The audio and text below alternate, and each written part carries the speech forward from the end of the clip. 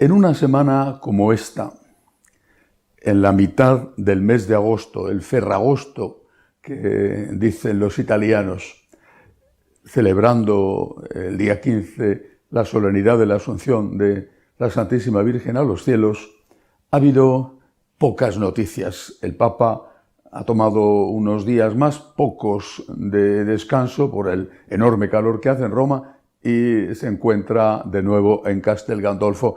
Pocas noticias que puedan tener un interés general.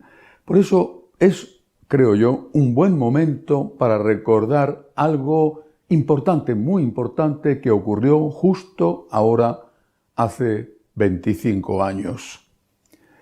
Hace 25 años se publicó el documento, la declaración, quizá más polémica de todas las que llevaban la firma del entonces prefecto de doctrina de la fe, Joseph Ratzinger, futuro Papa Benedicto XVI, y que fue avalada explícitamente, incluso no solamente con la firma, sino también con su intervención por el Papa San Juan Pablo II. Me refiero a la declaración Dominus Jesus, una declaración que efectivamente fue polémica, pero que era imprescindible hacer. Dominus Jesus está dedicada a dejar claro que Cristo, y solo Cristo, es el Salvador. Cristo no es un profeta más. Cristo no es un gran hombre junto a otros grandes hombres, ni siquiera el más gran hombre de la historia de la humanidad.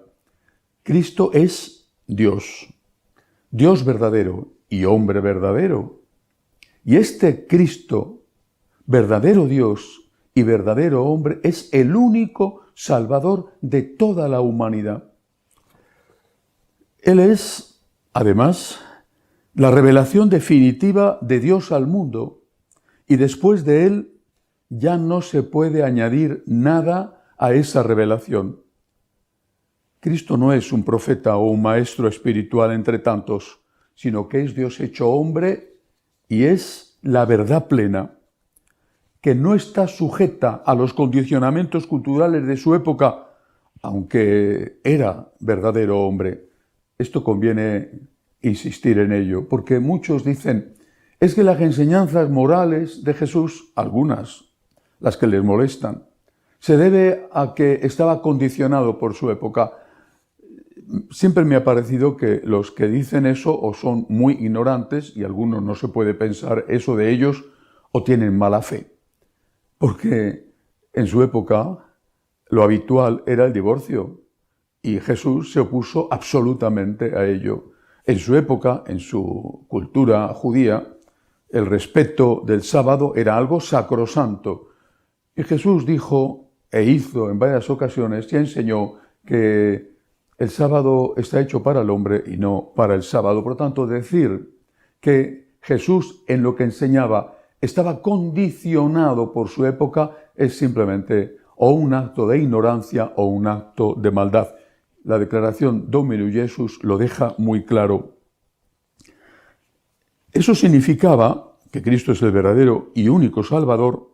Lo dice explícitamente la declaración, que aunque en las otras religiones pueda haber elementos de verdad y de bondad, solo en la Iglesia Católica está la plenitud de la verdad, y por eso solo en ella se encuentran todos los instrumentos previstos por Dios para la salvación humana, tanto la doctrina como los sacramentos.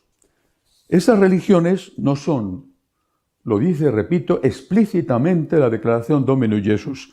Esas religiones no son, por lo tanto, caminos paralelos a la Iglesia por los cuales se pueda llegar también a la salvación, ya que existe en ellos, dice la declaración, una grave deficiencia, tanto en lo concerniente a la enseñanza como a los instrumentos de salvación. No tiene los sacramentos, pero es que me admira de verdad y me irrita mucho que algunos puedan comparar el cristianismo de un Dios que muere perdonando a sus enemigos con religiones que predican, justifican la violencia, aunque no la practiquen todos, incluso aunque muchos de sus miembros no la practiquen, pero que sí que la practicó el fundador. ¿Cómo se puede comparar? Por eso dice la declaración Dominus Jesus, aunque haya elementos de verdad y de bondad, hay también graves deficiencias. Eso implica que la Iglesia es necesaria para la salvación, aunque Dios, en su infinita misericordia, puede salvar a quien no pertenece a ella. Esto lo afirma la declaración. La Iglesia es necesaria. Ahora, déjale a Dios que haga de Dios. Una persona que no ha tenido la oportunidad de conocer a Jesucristo, pues es un ateo o es un miembro de otra religión, déjale a Dios que haga de Dios y que por lo tanto decida si esa persona puede ser salvada. Pero incluso esa persona, y Dios sabrá los méritos que tiene, es decir, sabrá las circunstancias que le han impedido ser católico, incluso esa persona es salvada por Jesucristo, que es el único salvador de la humanidad. Esta afirmación afectaba a religiones como el judaísmo, el islam, el budismo o el hinduismo, pero también al resto de las distintas confesiones más o menos cristianas. Únicamente las iglesias ortodoxas orientales merecen, según Dominus Jesus, ese nombre, el nombre de iglesia, por conservar obispos legítimos y sacramentos, mientras que las demás, incluso aquellas con las que se comparte el sacramento del bautismo, no pueden ser llamadas iglesias. Y la declaración les asigna el nombre de comunidades eclesiales. Bueno, esto naturalmente fue como una banderilla que le ponen al toro y sale enrabietado. Esas comunidades eclesiales protestaron porque decían que ellos eran verdaderas iglesias. Y lo mismo protestaron también la mayor parte de las religiones clásicas tradicionales, porque ellos consideran que son caminos de salvación iguales o incluso superiores al cristianismo.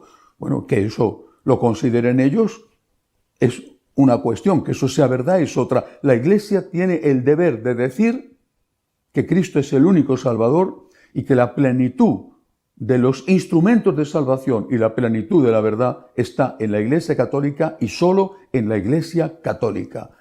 Equiparar el cristianismo con cualquier otra religión o incluso con cualquier otra iglesia es simplemente faltar a la verdad y a la enseñanza de Jesucristo.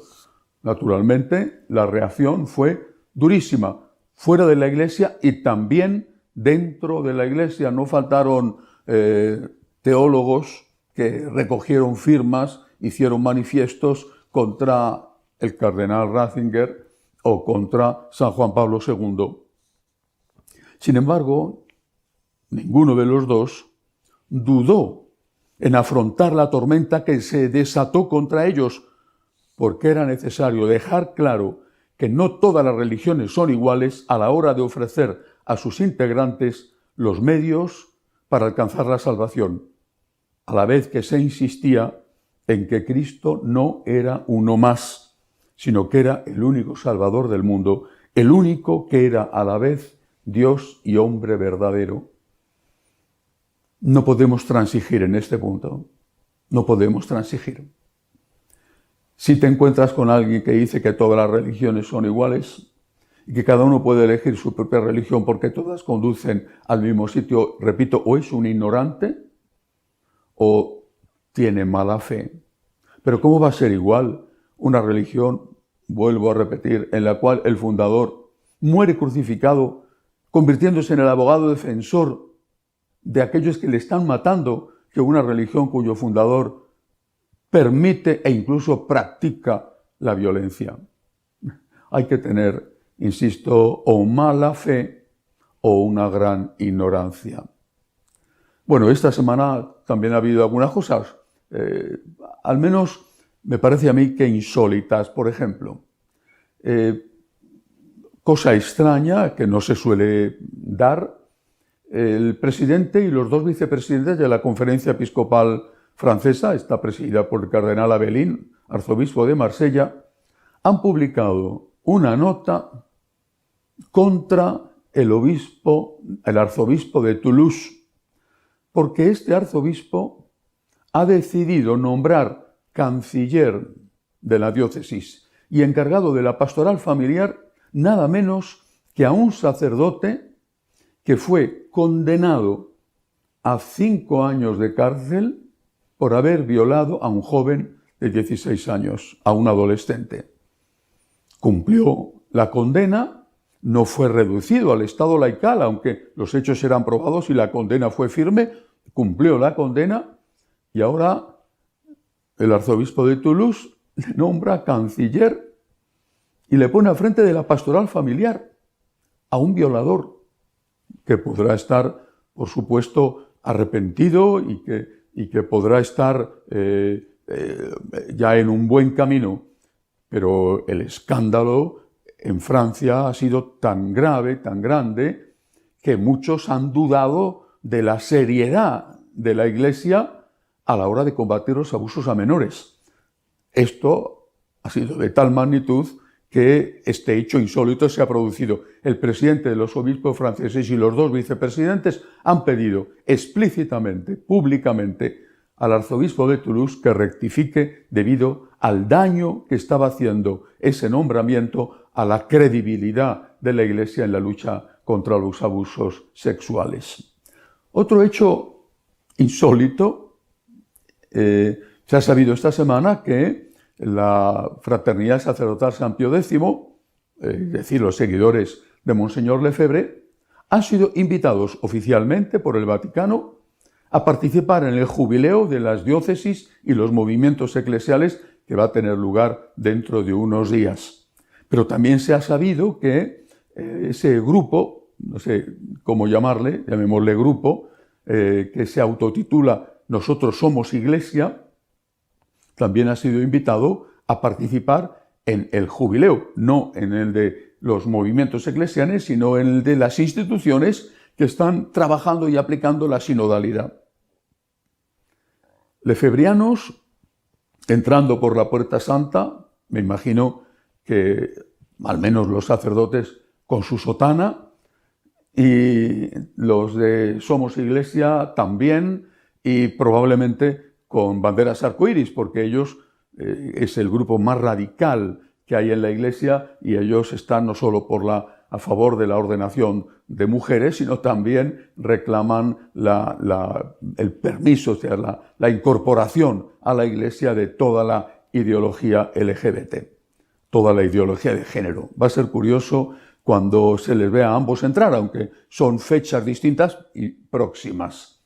¿Por qué? ¿Es que acaso la Iglesia, al invitar a ambos, está equiparándolos? No significa eso.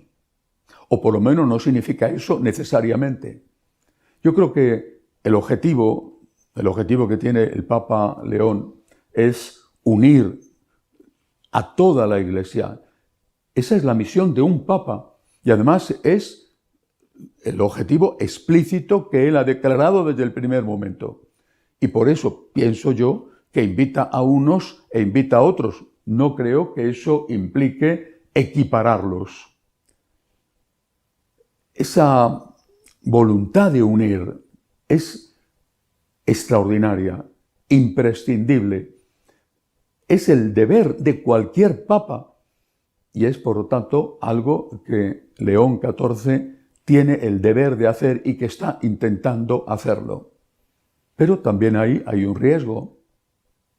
Nuestro Señor, antes de decirle al Padre en voz alta para que le oyeran los apóstoles, que sean uno como tú y yo somos uno para que el mundo crea, había dicho, Padre, santifícalos en la verdad.